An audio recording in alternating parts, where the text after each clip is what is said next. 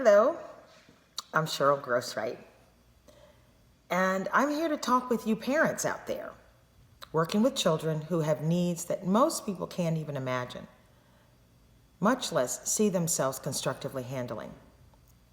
You are to be praised and congratulated for going above and beyond to ensure that the children in your care have the best resources and care possible. I'm here to talk to you today about how you take care of yourself. That's right, I said yourself.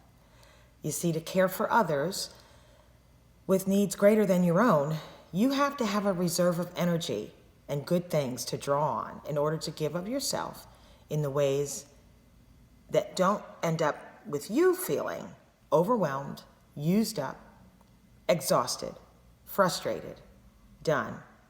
You know what I mean. The key to taking care of yourself is realizing that you need as much taking care of as those that you care for.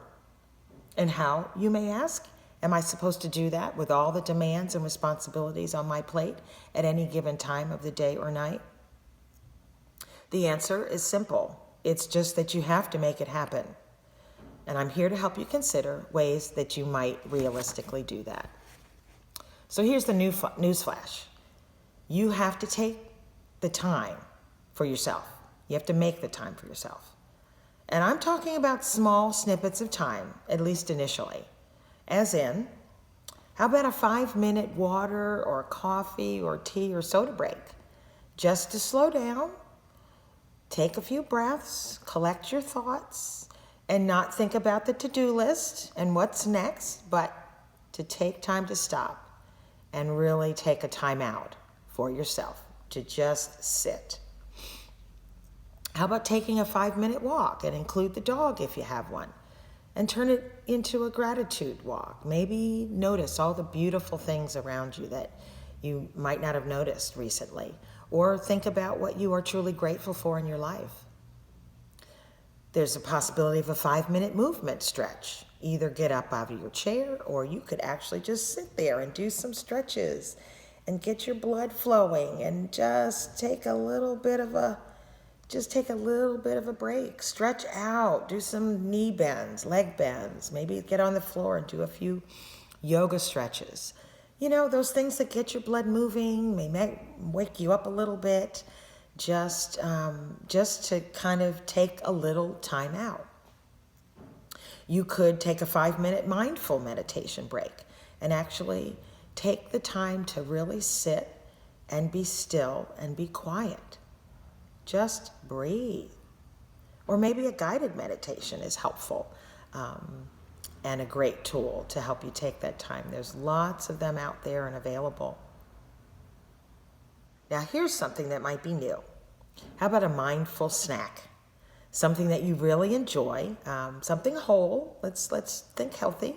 Maybe an apple or a fruit or a smoothie or granola bar, something like that, trail mix. But something that is a treat for you. And take the time to pay attention to how you're eating it, okay? Slow, deliberately chewing, tasting all the flavors, smelling all the aromas, really savoring that snack, noticing the colors and the textures. You could do a mindless puzzle or a game, or an app maybe for a short time. If you liked a crossword puzzle, 5 minutes, a quick solitaire game, maybe you have a jigsaw puzzle out on the table somewhere, or some other favorite but mindless little break that could give you that release.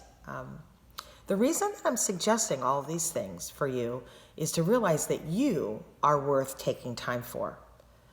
When you're in a role that demands that you give of yourself to someone else, you need to find ways to give back to yourself.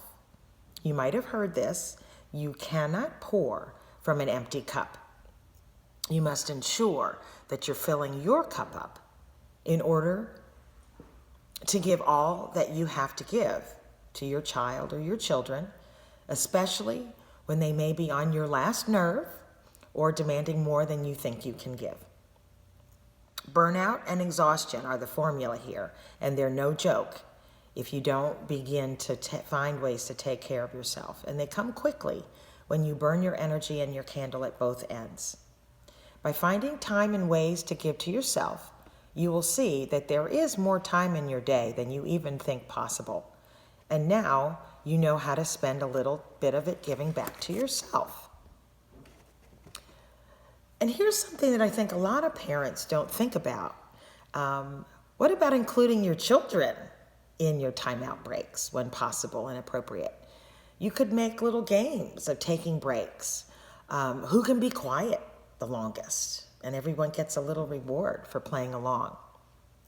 Or who can spot, maybe you're on a walk, and who can spot the most flowers or butterflies, the most purple things, or the biggest bug on that walk? Who has the most things they're grateful for? Or how about a quick round of crazy eights or a favorite game? Or maybe they can teach you one of their favorite phone apps and you can play. Here's a thought. Let dinner and mealtime include some peaceful conversational sharing. Gratitude sharing, that's always a favorite. Or, everybody talk about the best thing that happened to me today was, or something that made me smile today was, or tell us something you accomplished today, or what's on your plate for tomorrow. Anything to get parents and children sharing together about their lives and what's happening in them will build a sense of cohesion that can be used to draw on when those tougher moments come. Do short spurts of meditation with your kids. I think a lot of people are surprised how well kids respond to quiet time. So just, with your child or your children, everyone sit in a chair or on the floor with your body upright, and then breathe together. Just breathe for as long as they can handle it. And that might be 2 or 3 minutes at first. But that could then extend to 4 or 5 as you all begin to master a little bit more what that breathing is like, and then you can do more of it.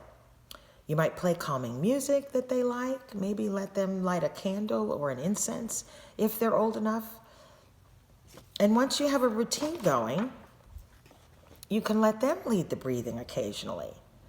You could also use guided imagery or meditation. There's lots of YouTube videos out there to help guide that. The key is to begin to build into their routines little bits of quiet and peaceful time that allow them to slow down and just be for a time. And when they do that, guess what you get to do? Slow down. And then once you've begun to be able to do this for yourself, you might find that you can take longer periods of time. Once you've gotten accustomed to taking these shorter breaks, you'll see that the payoff for those short timeouts begin to have on your mental and emotional well-being. And you'll find then that it's easier to give yourself those timeouts for longer periods of time. So extend 5-minute breaks to 10 minutes or 15 minutes. Include more activities that entail more time and allow more time as you become more accustomed. So reading a book, journaling, maybe grab your journal for 20 minutes instead of just 5. Do a full crossword puzzle.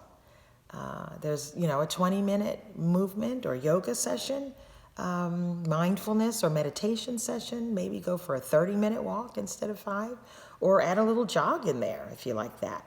I had someone last week just tell me how refreshing a midday shower was for them. They kind of washed off all the troubles of the day, and then they were recharged to continue to do what they needed to do. If you have hobbies, knitting, sewing, cross-stitching, painting, drawing, anything like that can be an outlet for you. And then we forget, what about just taking a 30-minute power nap? Whoa, that's novel, okay? So those are just some thoughts. These suggestions are meant to give you a different way of thinking about your own self-care. And when it comes right down to it, I believe deeply in soul care, which is caring for the deeper place inside each one of us. The child or the children that you care for need you to take good care of yourself, just like you do for them. Consider being as good and as generous to yourself as you are to them. Thank you. I hope something here was useful and that you'll begin to find little ways that you can take care of yourself. Thank you.